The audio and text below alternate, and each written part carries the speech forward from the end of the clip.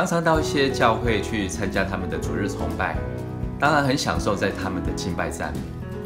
其实好的敬拜赞美也要透过好的音控同工、好的器材，把声音传达给我们会众。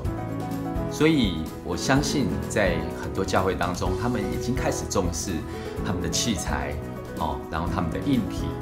当然，这个音控同工也很重要，它是需要被专业训练的。在这里要向大家推荐，无论你是新手、老手、乐手，你都可以来参加这堂课程。如果你在教会你是一个音控同工，你是一个乐手，你碰到了瓶颈，如何克服？也邀请你一起来上这堂课，因为这堂课真的很宝贵。所以我要鼓励所有的教会的牧长，带着你们的同工，还有兴趣的朋友们，一起来参加这个课程。为大家推荐异想天开数位音响研习班，你一定要来上哦。